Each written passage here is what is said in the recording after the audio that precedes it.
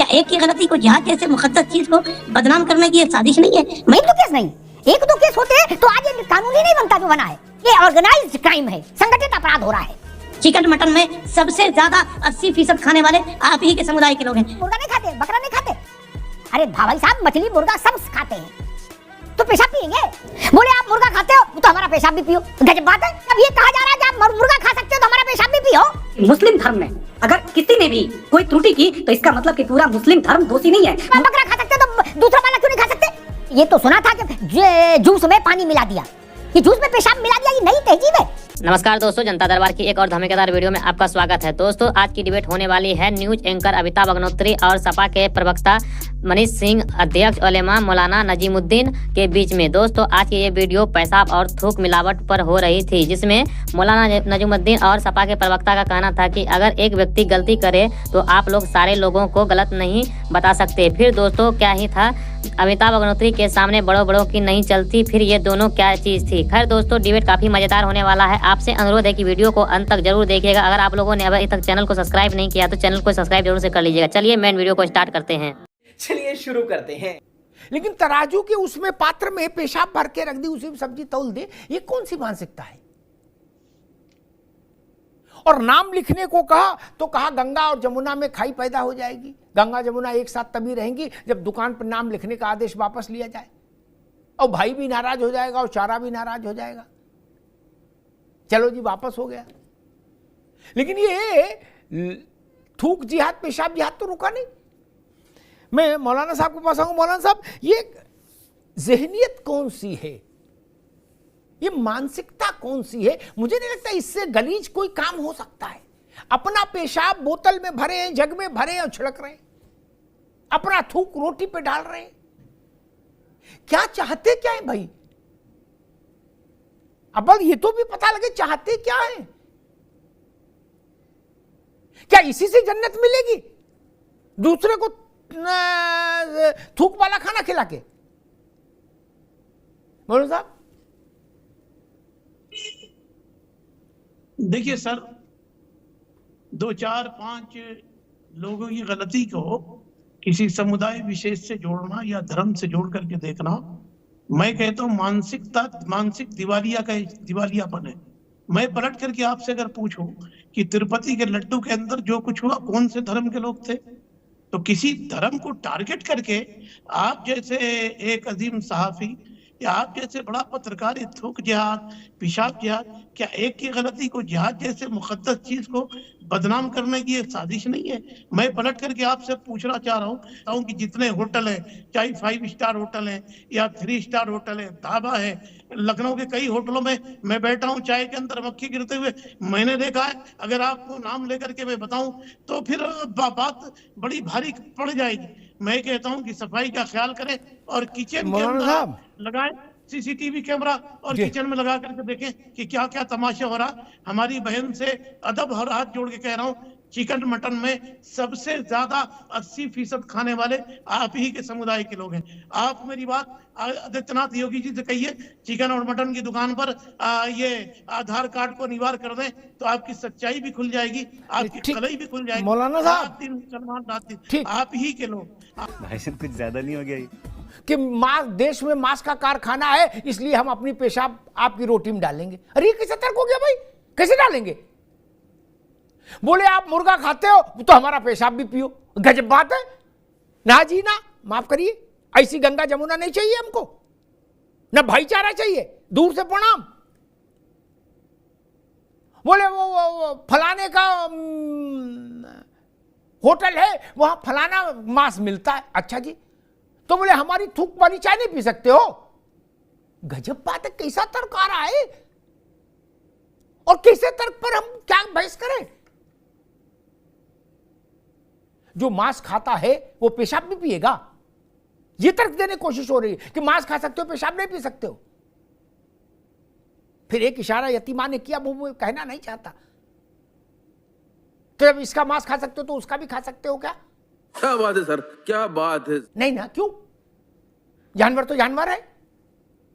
जब ये कहा जा रहा है कि आप मुर्गा खा सकते हो तो हमारा पेशाब भी पियो, तो जब आप बकरा खा सकते हो तो दूसरा वाला क्यों नहीं खा सकते?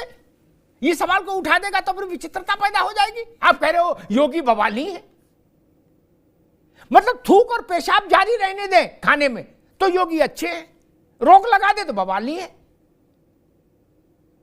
दूसरी बात मेरे मित्र ने कही मौलाना साहब ने कि एक दो केस नहीं, 25 केस, और पश्चिमी उत्तर प्रदेश में तो गली गली मोहल्ले मोहल्ले बाढ़ आई। एक दो केस नहीं, एक दो केस होते तो आज ये कानून ही नहीं बनता जो बना है। ये सवाल इसलिए खड़ा हुआ कि ऑर्गेनाइज्ड क्राइम है, संगठित अपराध हो रहा है। आप सोचिए कितना खतरनाक व्यक्ति है वो, जो अपना पेशाब जूस में डाल रहा है और कहा जा रहा है नहीं भाईचारा है, चलने दो इसको। बोले क्यों? अच्छा नहीं तो दूसरा तर्क ले लो, बोले आप मुर्गा नहीं खाते, बकरा नहीं खाते। अरे भाई साहब, मछली मुर्गा सब खाते हैं तो पेशाब पिएंगे? आप चाहते हो कि आंख मीच के ये थूक का काम चलता रहे, ये पेशाब का काम कारोबार चलता रहे? मैंने ये तो सुना था कि जूस में पानी मिला दिया, ये जूस में पेशाब मिला दिया, ये नई तहजीब है। अब नई तहजीब के पेशे नजर हम, मसला ये है ही नहीं वो धार्मिक है कि अधार्मिक है, वो मांस खाता है कि नहीं खाता है, it doesn't make any difference. कोई मांस खाता है तो आपका पेशाब भी पिएगा? बोले हम मांस खा सकते हो, पेशाब नहीं पी सकते? मनीष जी, वर्तमान राजनीतिक परिस्थिति में योगी आदित्यनाथ जी की जो सरकार है वो सड़ा हुआ मांस जितना दुर्गंध देता है, उतना उत्तर प्रदेश की योगी आदित्यनाथ की सरकार दुर्गंधित हो चुकी है। एक शेर पढ़ा जाता है हमारे यहाँ के पूरब के देहातों में कि बर्बाद गुलिस्ता करने को एक ही उल्लू काफी है, अंजाम में गुलिस्ता क्या होगा, हर साग पे उल्लू बैठे हैं। अरे कहना क्या चाहते हो? जिस तरह से बहती हुई पानियों में लाशें मिली, लेकिन वही पानी हम अपने घर में लेकर के जाते हैं, उसी गंगा को हम पवित्र मानते हैं। और मुस्लिम धर्म, मैं साफ स्पष्ट धर्म विशेष करके मैं बात नहीं करता हूं, मैं स्पष्ट कहता हूं कि मुस्लिम धर्म में अगर किसी ने भी कोई त्रुटि की तो इसका मतलब कि पूरा मुस्लिम धर्म दोषी नहीं है। मुस्लिम धर्म में रहने वाले जो लोग हैं वो दोषी नहीं है, वो पापी नहीं है। उनको अगर इस नजर से आप देखने की कोशिश कर रहे हैं तो उन दलित भाइयों का क्या गुनाह है? आज तक हिंदुस्तान आदिकाल से अनंत काल से आज भी उनके हाथों का पानी, जो बड़े राजा महाराजा लोग हैं, सामंती लोग हैं, जो बड़े तथाकथित लोग हैं, आज भी चले जाइए किसी भी ऑफिस में चले जाइए, मैं तो बड़े बड़े ऑफिसों में जाता हूं, देखता हूं कि उन्हें दलित परिवार के बच्चों को रखा जाता है, इसलिए कि उनके घर का, उनके हाथ का पानी भी आप नहीं पी सकते हैं, इसलिए कि उनको आप अपनी नजर में अछूत मानते हैं। सबसे महत्वपूर्ण बात है सर, अमिताभ सर, आपका एक बहुत ही एक रिस्पेक्ट है उत्तर प्रदेश और देश की पत्रकारिता की जगत में। मैं पूछना चाहता हूं सर, मैं बहुत अदब के साथ पूछना चाहता हूं योगी आदित्यनाथ जी से। योगी आदित्यनाथ जी, हमारे नेता श्री अखिलेश यादव जी ने कहा था, विधानसभा में डंके की चोट पे कहा कि टॉप 10 अपराधियों की सूची जारी करिए। आज तक नाम डिस्प्ले नहीं किया आपने। जो सामाजिक ढांचा को, ताना बाना को तोड़ने की कोशिश की जा रही है, रुकना होगा बाबू, 5 लोगों, ठीक है, जो बात मौलाना साहब ने कही उसे यतीमा भी रुकना होगा। उसी सिरे को पकड़ के मनीष समाजवादी पार्टी ने भी खेलने की कोशिश की। बोले भाई साहब, गंगा में लाश बहती मिलती है तो आप पेशाब नहीं पी सकते? गजब तर्क है यार। बोले नहीं, आपको जूस में पेशाब में क्या दिक्कत है, गंगा का पानी नहीं आचमन करते आप? ये भोला तर्क है, यह अभद्र तर्क है, ये भारत की अस्मिता के साथ छेड़छाड़ करने की कोशिश है। मैं तो हैरान हूं, कोई राजनीतिक दल ऐसा तर्क दे सकता है? आज इस बात का क्या प्रसंग है कि अयोध्या में किसने जमीन खरीदी? अयोध्या में जमीन खरीदने पर रोक है थी किसी की? आज भी रोक है क्या? मनीष जमीन खरीदे या रत्नाकर जमीन खरीदे, कोई रोक है क्या? कोई रोक है क्या? सरकार ने उसको रोका हुआ है कि वहां जमीन नहीं खरीदी जाएगी। एक लाइन रटा दी जाती है, बोले जाओ इसी में खेलो। तर्क तो देख लो भाई। और आज इस विषय का लेना देना क्या? ये बड़ी अच्छी बात कही है। मायावती जी भी दलित हैं, जिनके सब पांव छूते हैं, यादव भी, ब्राह्मण भी, मुसलमान भी, सब। एक बड़े मुसलमानों के नेता थे मनीष की पार्टी के, मौलाना साहब आप समझ लो क्या, शफीकुर रहमान बर्क, अब अल्लाह को प्यारे हो गए क्या? वो एक बार पार्लियामेंट से भाग गए, वॉकआउट कर दिया लोकसभा से, बोले वंदे मातरम जनगण मन में हम खड़े नहीं होंगे। क्यों? बोले इस्लाम इजाजत नहीं देता। शाम को हमारे शो में आ गया, इसे हम भी बरसों से शो कर रहे हैं यही बहस के काम। हमने कहा क्यों नहीं खड़े हुए भाई? बोले इस्लाम इजाजत नहीं देता। मैंने कहा मायावती के यहाँ जाते हो तो मायावती आपको सलाम करते हैं क्या आप? बोले हम।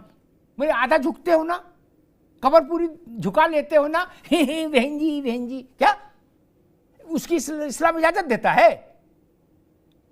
और यहां ज्ञान दे रहे हो कि अल्लाह के आगे किसी के सामने झुकते नहीं हम, अल्लाह के अलावा। मनीष बाबू, हमको मालूम है जन्नत की हकीकत क्या है भैया। तो वीडियो को अंत तक देखने के लिए धन्यवाद। तो आज का ये वीडियो आप लोगों को कैसा लगा, आप लोग कमेंट सेक्शन में अपनी राय जरूर दे सकते हैं। साथ में अगर आप लोग हमारे चैनल को अभी तक सब्सक्राइब नहीं किया है तो आप चैनल को सब्सक्राइब जरूर से कर लीजिएगा। चलिए दोस्तों, मिलते हैं कोई और लेटेस्ट वीडियो में, तब तक के लिए जय हिंद, जय भारत, वंदे मातरम।